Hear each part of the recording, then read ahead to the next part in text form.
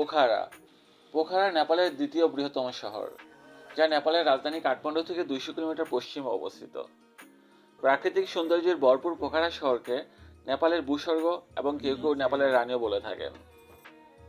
নেপাল পর্যটন বিভাগের একটি স্লোগান আছে, আর সেটি হচ্ছে, আপনার নেপাল দেখা পরিপূর্ণ হবে না যদি না আপনি পোখারা শহরে দেখে থাকেন। আজ আমরা এক্সপ্লোর করব পোখারা শহরকে। ঘুরে দেখব পোখারা শহরের কয়েকটি দর্শনীয় স্থান। যারা অন্নপূর্ণা সামিট করেন তাদের এই পোখারা হয়েই যেতে হয়। পোখারায় অবস্থিত সায়নকোট ভিউ পয়েন্ট থেকে আপনি দেখতে পাবেন সারিবদ্ধ হিমালয় পর্বতের অপূর্ব দৃশ্য। এখন আমরা সায়নকোট ভিউ পয়েন্টে যাচ্ছি। সায়নকোটের এই পর্বতের উচ্চতা সমুদ্র পৃষ্ঠ থেকে প্রায় 1600 মিটার উচ্চতায় অবস্থিত। পোখারাকে মাউন্টেন ভিউ এর শহরও বলা হয়ে থাকে।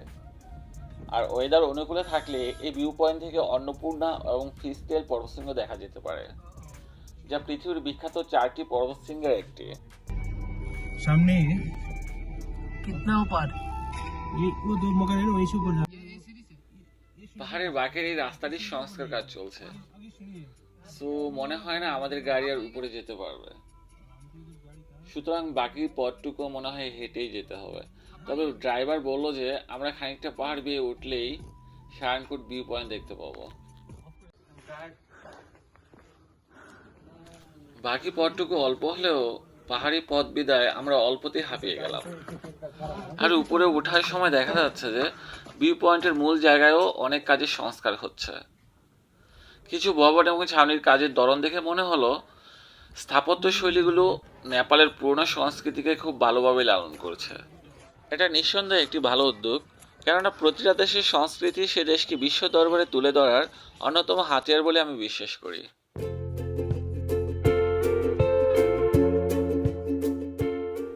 সামনেই দেখা যাচ্ছে সনাতন ধর্মের বুদ্ধি ও জ্ঞানের দেবতা গণেশের বিশাল মূর্তি বানানোর কাজ চলছে। আর তার সামনে রয়েছে দেবতা গণেশেরই বাহক ইঁদুরের মূর্তি। খানিকটা হেঁটে আমরা যতটুকু না ক্লান্ত হয়েছিলাম, কিন্তু ভিউ পয়েন্টের চূড়ায় এসে পুরো পোখারা শহরের এই নয়ন অবিরাম দৃশ্য দেখে সব ক্লান্তি নিমেষেই যেন কোথায় চলে গেল। সত্যি এই যেন এক অন্যরকম ভালো লাগার অনুভূতি। আর এই সাইটের এই দৃশ্যে পুরো পোখারা শহরটা দেখা যাচ্ছে। শহরের উঁচু উঁচু ভবনগুলো কত ছোটই না দেখাচ্ছে এখান থেকে। পাহাড় থেকে এই প্রকৃতি সত্যি অনেক মনোমুগ্ধকর। এখন ড্রাইভার ভাই আমাদেরকে সায়নকোটের আরেকটি ভিউ পয়েন্টে নিয়ে যাচ্ছেন, যেখান থেকে পোখারাকে আরেকটু কাছ থেকে দেখা যাবে মনে হচ্ছে। Wow, fantastic! পুরো ফেওয়া লেকটা এখান থেকে দৃশ্যমান। আর এটা দেখে মনে হচ্ছে প্রকৃতি যেন পোখারাকে তার নিজ হাতে সাজিয়েছে। আজ যদিও আবহাওয়াটা তেমন অনুকূলে না, অন্নপূর্ণার ভিউ আমরা পুরোটা পাচ্ছি না, তবে অন্নপূর্ণার ফিস্টেলটা আপনাদের জুম করে দেখানোর চেষ্টা করছি। এটা হচ্ছে হিমালয়ের অন্যতম সুউচ্চ পর্বতশৃঙ্গ, যার উচ্চতা 22,943 ফুট বা 6,993 মিটার। এই পর্বতশৃঙ্গের উপরের দিকটা মাছের লেজের মতো দেখতে বিধায় একে ফিস্টেল বলা হয়ে থাকে।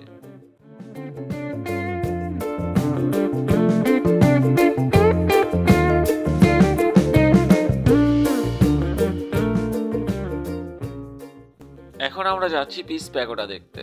আর যেতে যেতে এই প্যাগোডা সম্পর্কে কিছু কথা বলে রাখছি।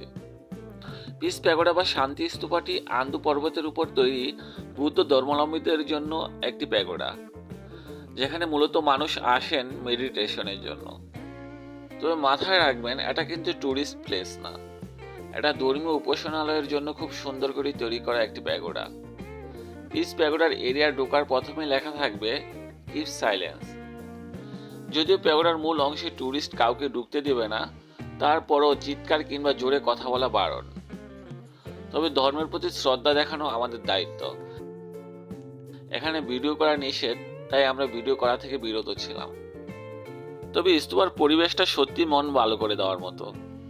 নেপালে যতগুলো বৌদ্ধ স্তূপা দেখেছি, তার মধ্যে এই স্তূপাটি আমার কাছে একটু আলাদাভাবে নজর কেড়েছে।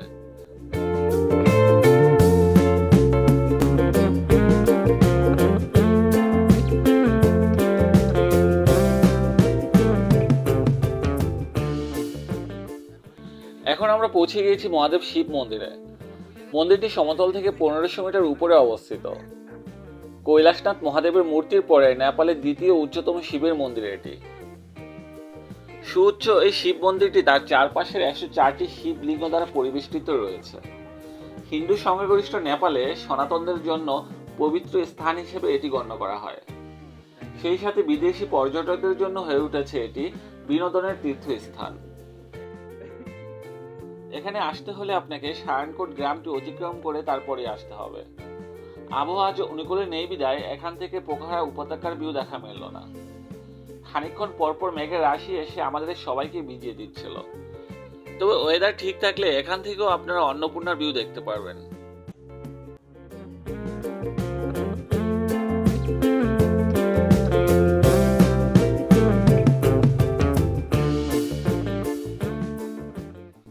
ডেভিস ফল। ডেভিস ফল পোখরার অন্যতম আকর্ষণ। এটা শীতের ডেভিস ফল, আর তাই এর স্রোতধারা ততটা ক্ষিপ্ত নয়। তবে কিন্তু বর্ষার এই ঝর্ণার আগ্রাসী রূপ ফুটে ওঠে। এই ডেভিস ফলের উৎস কিন্তু ফেওয়া লেক থেকে। ফেওয়া লেকের একটি দ্বারা এখানে ঝর্ণার রূপ ধারণ করেছে। এর নামকরণ নিয়ে কিন্তু একটি ইতিহাসও আছে। প্রচলিত আছে যে 1961 সালের 31 জুলাই দুপুরবেলা মিসেস ডেভিস নামক এক সুইস তরুণী তার স্বামীর সাথে এই জলপ্রপাতের একটু উপরের অংশে গোসল করতে নেমে নিখোঁজ হয়ে যান, আর ঝর্ণার প্রবল স্রোত তাকে ভাসিয়ে নিয়ে যায়। পরে অবশ্য অনেক কষ্টে এই মহিলার লাশ উদ্ধার করা হয়েছিল, আর সেই থেকে ডেভিস সাহেবের স্ত্রীর স্মরণে এর নাম রাখা হয়েছে ডেভিস ফল।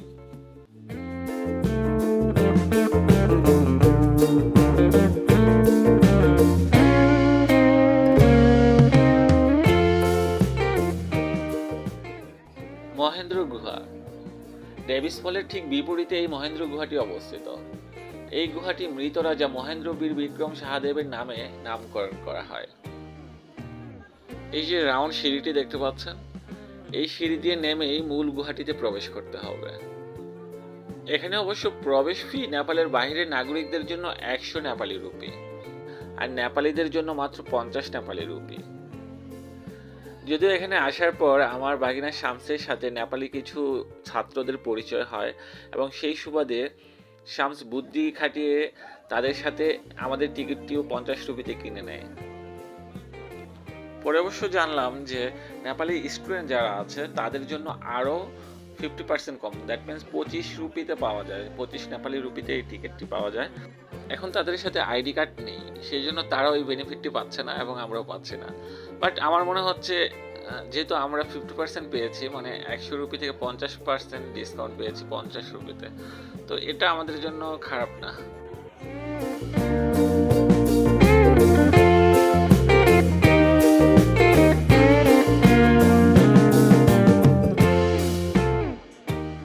মহাদেবের মন্দির থাকাতে সনাতন ধর্মাবলম্বীদের কাছে এই গুহাটি অত্যন্ত পবিত্র স্থান। সেই জন্যই দেখলাম অনেক বয়স্ক মানুষও গুহাটি দর্শনে যাচ্ছেন। যাওয়া আসার জন্য পুরো গুহাটিতে কোথাও কোথাও রেলিং দিয়ে 2টি পার্ট করে দেওয়া হয়েছে। তবে কোথাও খুবই সংকীর্ণ পথ, যেখানে নুয়ে নুয়ে খুবই সতর্কতার সাথে যেতে হয়। মহেন্দ্র গুহার মূল আকর্ষণ কিন্তু ওই ডেভিস ফলই, কেননা ডেভিস ফলের স্রোত দ্বারাই এই গুহার ভেতর দিয়ে প্রবাহিত হয়ে এক নদীতে প্রবাহিত হয়েছে, আর এটাই হচ্ছে ওই ডেভিস ফলের ঝর্ণার ধারা।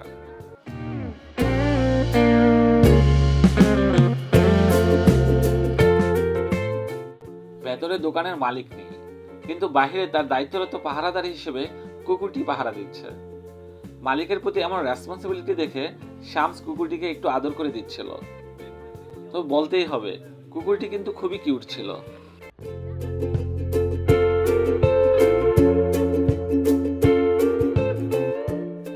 এটা হচ্ছে পোখরার সেই কাঙ্ক্ষিত লেক, ফেওয়া লেক।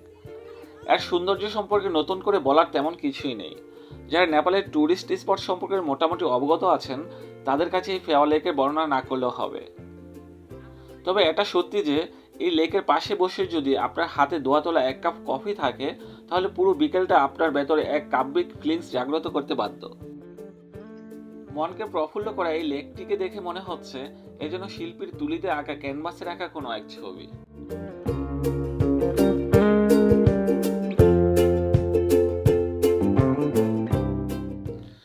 নেপাল সিরিজের পোখারা এপিসোডটি আপনার কেমন লাগলো সেই মতামত জানাতে আপনি অবশ্যই কমেন্ট করতে পারেন। সুতরাং এপিসোড থেকে আজ আমি বিদায় নিচ্ছি। ভালো থাকবেন। Good bye.